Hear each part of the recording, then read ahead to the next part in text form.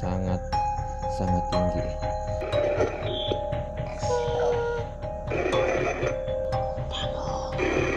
Kamu, siapa kamu?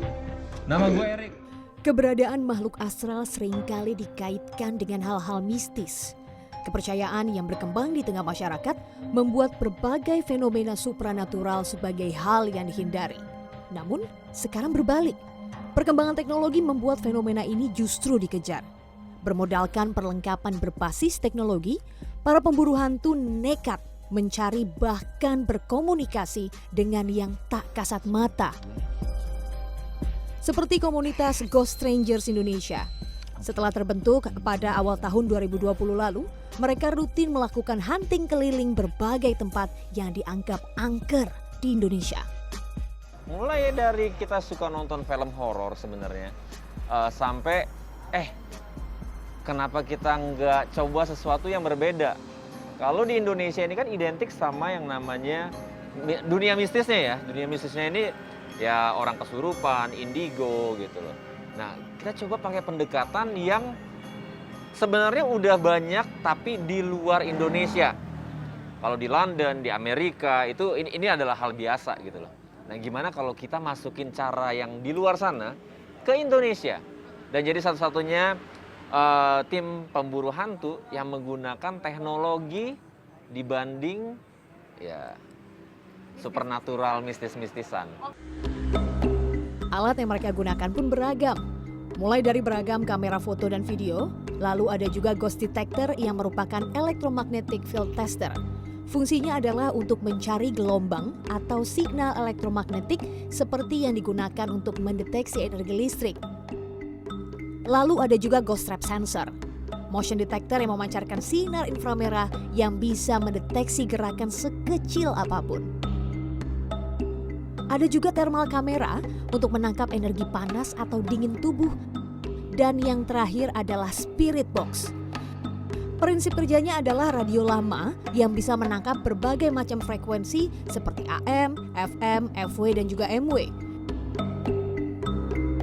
Benda ini mereka gunakan sebagai medium untuk berkomunikasi. Mereka mengklaim sebagai satu-satunya komunitas berburu hantu berteknologi di Indonesia. Untuk membuktikan kebenaran alat-alat tersebut, kami mendatangi salah satu pabrik konveksi terbengkalai di wilayah Tangerang, Banten.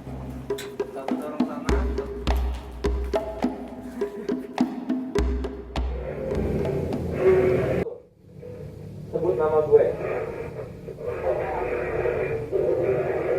Sebut nama gue dan gue akan pergi.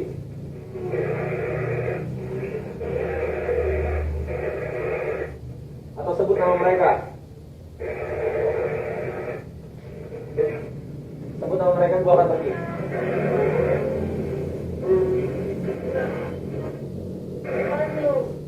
Aduh. Gak suka?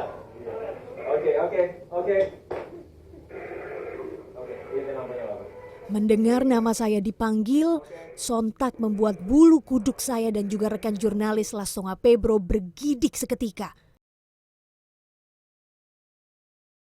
Namun kami masih ingin memvalidasi fenomena berburu hantu dengan teknologi ini dari kacamata fisikawan. Benarkah fenomena supranatural dan teknologi dapat dijelaskan secara sains? Kita dari kacamata sains ya, kita harus berpijak pada prinsip-prinsip sains. Jadi ada semacam SOP di sains itu, ada suatu prinsip yang kalau dilanggar ya dikatakan sudah bukan sains lagi gitu.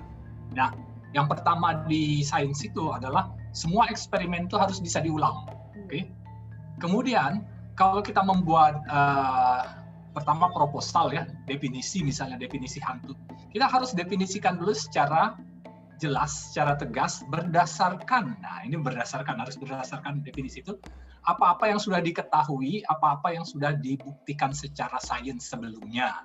Jadi, kalau kita punya bukti yang istilahnya strict, buktinya ini tegas, nah baru kita bisa masuk ke sains. Kalau kita menyambungkan sains dengan nowadays teknologi, lalu bertemu dengan apa ya, kita bisa katakan ini something like folklore gitu ya, mistis dan semua hal yang menjadi kepercayaan masyarakat dan akhirnya terbentuk menjadi stigma. Oh iya, hantu tuh bentuknya begitu, setan kayak gitu. Ini ada teknologi loh, kita bisa ngedetect.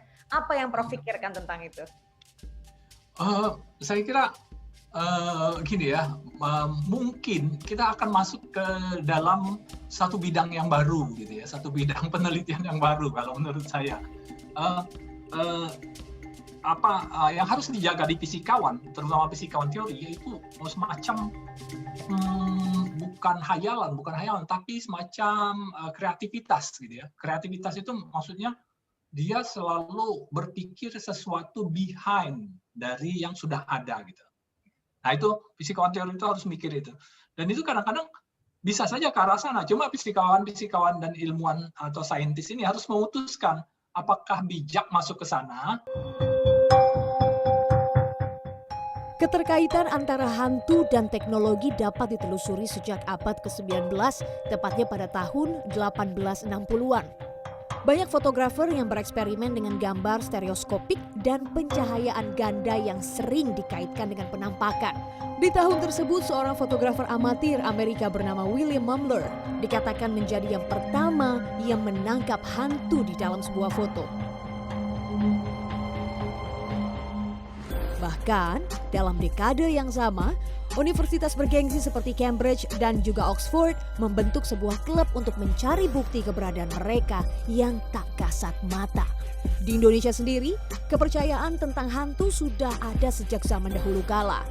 Kultur kepercayaan akan mitologi melekat pada akar dan budaya. Yang kami pelajari itu fungsinya. Ya, ini kan sesuatu yang hidup terus, ya seperti yang tadi kita bicarakan ya, sepanjang masa itu kan hidup terus, ada dalam benak kita. Dan kalau di dalam antropologi ini dipelajari di religi ya, bagian dari religi dan magi, saya kira begitu. Yang terutama yang disorot tentu adalah fungsi sosialnya apa. Tadi kan dikatakan nggak boleh begini, keluar maghrib, ini segala macam ya. Kemudian juga ritual-ritual apa, ruwat apa segala macam itu kan punya fungsi sosial ya. Mungkin itu sarana untuk membangun solidaritas, memperkokoh hubungan kemasyarakatan, bagian dari sosialisasi, adaptasi dengan lingkungan, bagian juga dari wujud pelaksanaan dari ya katakanlah kearifan lokal atau apapun namanya ya, bagaimana orang harus bersahabat dengan siapapun termasuk dengan makhluk-makhluk yang tidak kelihatan, dengan alam, kan seperti itu. Jadi kalau dari kajian budaya, ya itu sah-sah saja. Terlepas dari berbagai penjelasan tadi, fenomena mistis masih menjadi primadona, sekalipun di tengah majunya peradaban zaman dan teknologi seperti sekarang ini. Walaupun secara keilmuan belum bisa diverifikasi melalui eksperimen yang terukur, namun secara kepercayaan dan budaya, mereka tetap ada di sekitar kita. Aziza Hanum, Lastonga Pebro, Tangerang, Banten.